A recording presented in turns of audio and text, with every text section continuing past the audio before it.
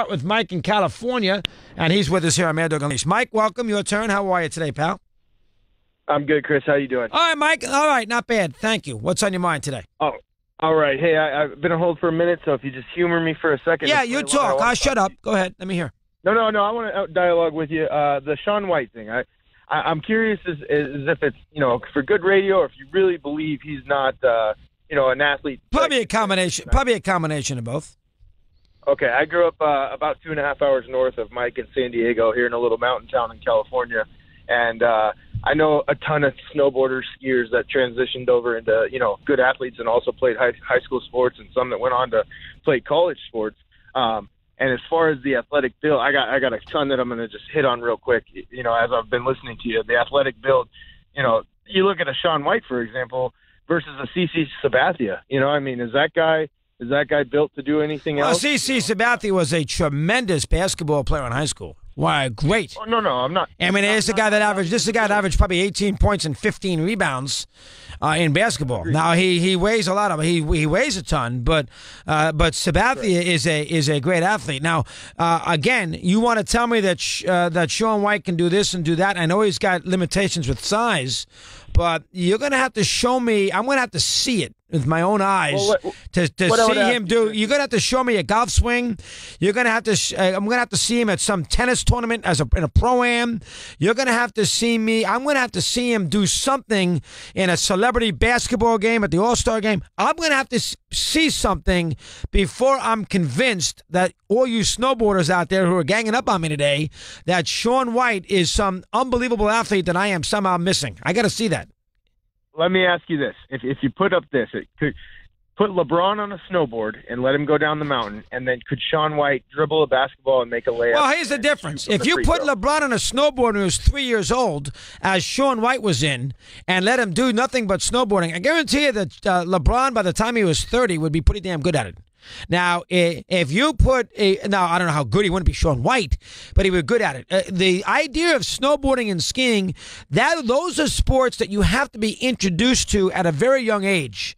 If you're 19, you are not going to all of a sudden become a great snowboarder. You have to be introduced in that sport as a 2-year-old and live on a mountain and live in in an area where, that kind of deal is what you do. They don't snowboard in 40 of the states in America. Nobody does any of this. But they do it in 5 or 6 states. And if you're fortunate enough, Mike, to be part of that group and you can go snowboard on weekends in the mountains of Idaho, well, you know what? Beginning at the age of 4 years of age and you take to it, you got a chance to be a hell of a snowboarder. Right. I agree. But there's a lot of sports that you can say that with. Golf, I played. If you didn't have a set of golf clubs, you weren't going to get out there and do it. It's a privileged sport, wouldn't you agree? Yeah, I would agree, but you can become a good golfer later in life. You don't have to begin. You are not going to become a good snowboarder, Mike, at the age of 20 years old. I mean, I'm not going to go to a mountain and all of a sudden get on a snowboard and go down that hill and jump in the middle of the ocean and middle of the sky and do a triple axis and win gold medals. I might, if I pick up golf late and I have some athletic skill and I practice enough and I pick it up at 18 years of age, I could conceivably, I could become a single-digit, probably a single-digit handicapper.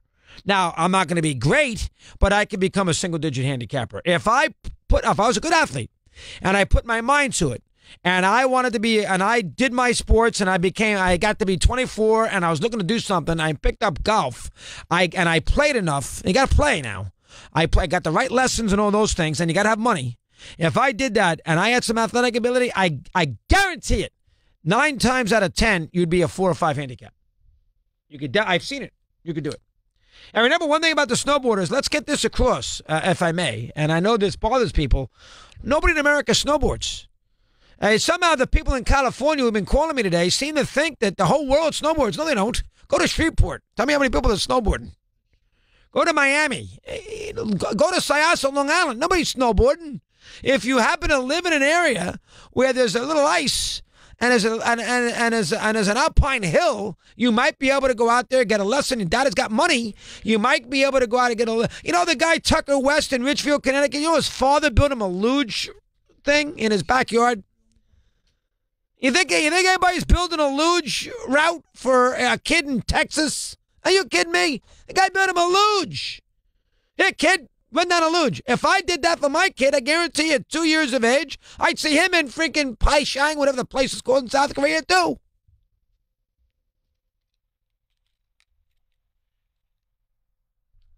What's the old Christopher Russo line? Backyard. Blinds. Ralph in Georgia. He's along here on Mad Dog Unleashed. Ralph, good afternoon. How are you today? Hey, good afternoon, man. Ralph laughing. Yeah. Good to have you aboard, Ralphie. What, you snowboard in Georgia, Ralph? Right. I ain't never seen one. I don't know nobody that does that. Oh, my God. How about your state? You think any of those great recruits that Kirby Smart got or Nick Saban got, you think they, in the wintertime when they were 6 years of age, mom and dad took them to the mountain to go snowboarding? Not a chance, for crying out loud. Listen, it's hard to find a swimming team out here at some of these high schools. They talking about mountains with snow on it. We get 3 inches in some places. Very difficult. All right, what do you got for me today? What do you got NBA today, Ralph? Let me hear. Hey, man, yesterday, man, you made me kind of mad. You was saying that the NBA is at the worst and that it's not as competitive. And then you came with the examples of, well, it always been like that, where it's been like 2 teams that's been really, really, really, really good.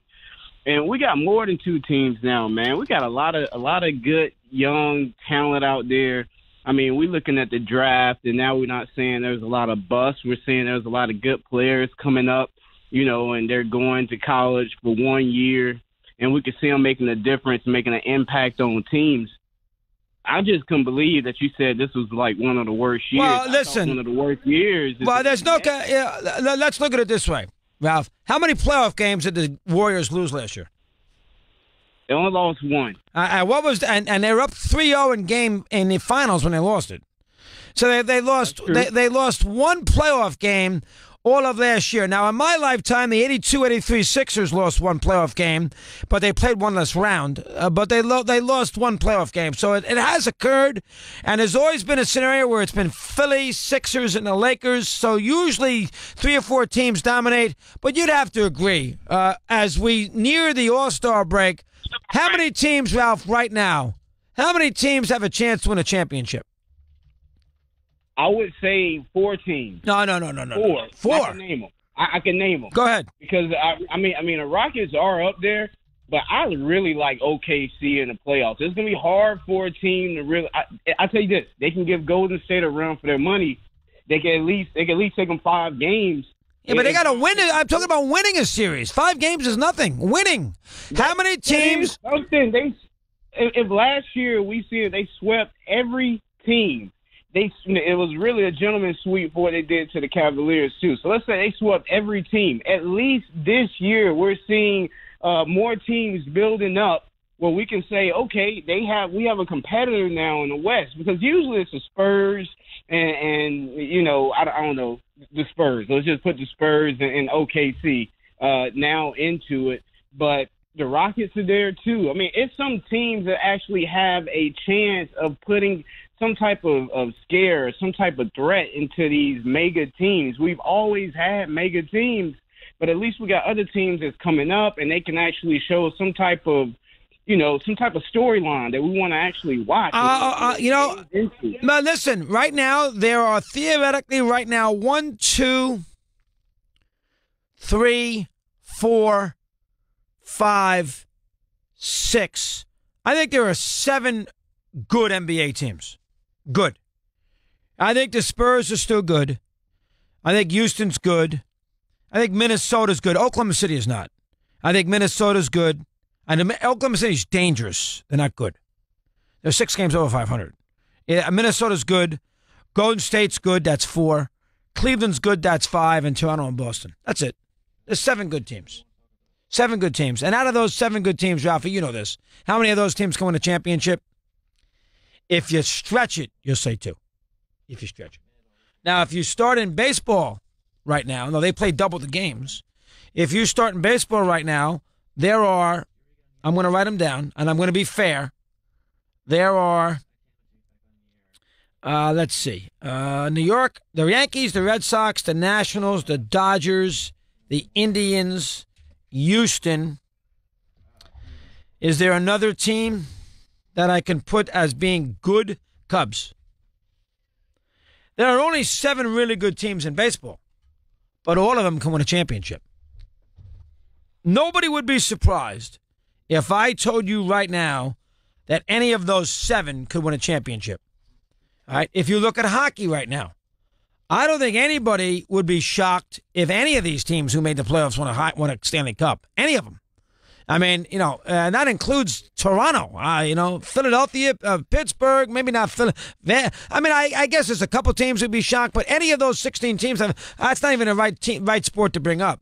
There are 7 baseball teams. If you look at the football, I mean, this past year, the Eagles could have won it.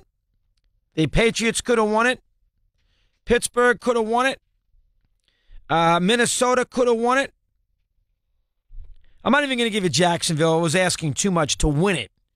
You got to say Atlanta. You got to say the Saints. Atlanta should have beaten Philly, and the Saints, should have beaten Minnesota. That would have gone to a conference final. Those are 7 teams, 6 teams that could have won it. The other sports have multiple teams that can win. The NBA's got maybe 2. That's a problem. What'd you say for baseball? 7. So you took the Dodgers. Yep, that can win it. The whole thing. Dodgers, the Indians, Houston, the Yankees, the Red Sox, the Nationals, and the Cubs. For the other teams, the Giants, the Diamondbacks, the Cardinals, the Rockies, the Brewers, the Mets, the Angels, those teams need too many things to go right to win it. Not saying they can't. Right, I understand. But there's right now, when you begin your year, there are 7 teams that can win a World Series. That's probably fair. And in the NBA right now, 2/3 away, 3/4 away through the season, how many teams literally can win a championship? Golden State, and probably you still got to put Cleveland in there. I don't think Houston's going to win a championship. Well, as I said today, I mean, could I see them getting to the Western Conference Finals? Yes, but the question is, no, can they beat the Warriors in a 7-game series? Are they going to beat the Warriors 4 times? And the answer is no. That's a team that D'Antoni's team never plays defense in a big game. Harden's got a questionable spotty record in a big game. You know what? And you cannot say Houston can win an NBA championship. Right, and if they get to a Western Conference Final and push the Warriors to 7 games, that's a good year. They're not pushing the Warriors. I'm just saying. They might win a game. But a lot of people think that they could actually. Who says that? Well, I'm just saying. Why? Because Chris Paul's there? Another guy who's not playing the conference final. Let's put that in. But my point is, there are 2 teams that can win an NBA championship? That's a major problem for your sport. That's been the problem for the last couple of years now. Well, it's always been this way to a certain degree. It just seems worse now. In the old days, Magic and the Celtics, the Lakers could win, Boston could win, and probably Philadelphia could win.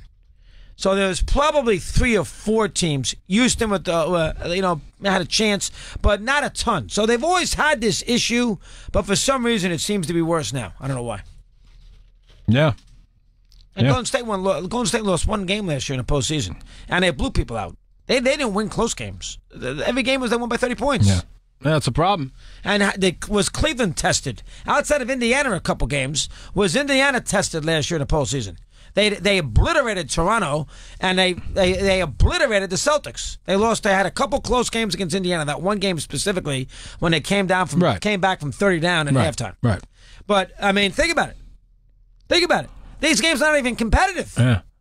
It's an issue, and then you would have thought that maybe we were going in the other way, but now they made these trades, and they look like they're fresh and reborn, and they're good to go. Listen, Cleveland, I've watched them here. They were very good last night. Well, they played some defense for one. Well, Steve, they can score. They can score. Well, they're athletic. They can score off the bench. They got guys who can put the ball in the basket. Yep. But they are defending now, which they weren't doing. I think it's a lot easier to defend when the ball's going in the hoop, and when you care, because for a long period of time they were disinterested. Yeah, when you have hope. Yep. All right, Steve Torrey. How you doing? Valentine's Day for Steve, who's going to take tomorrow off. Luke. No, I'm not. I'm going to be here. I'll be here till 3. When's my show end, Eddie? 3 o'clock. I'll be on the 3:16 train. Luke, Enjoy the weekend. Who is going to be one of the big players in the history of Fox Lane basketball. I don't know about that. I don't think so. What a player he's going to be down the road. A great athlete. And tomorrow's got a huge game. No, he's the star of the 8th grade team. No, he's not. So tomorrow, Stevie will take a day off. I'm going to go watch him play. That's the extent of it. I haven't seen everything you said preceding is false. I haven't seen my kid play all year, but I have a show to do. That comes first. That's nothing to do with the fact that he's been injured? He could still play. But I'm here. I've always been here. That's right. That's why you're great with leadership skills. I've always been here. It's radio. That's what I hear. That's what I'm here to do. I'll be here for a show. You take a little blow. Take a little blow. You're allowed. I'm going away Friday, and you're not going to be here Monday, the following week. So, take some time off. Aren't you off the week holiday? And you're going to Vegas. Aren't you off the week of the 26th? Take some time. I'm sorry. Hello? Yeah, that's funny. Hey, good luck.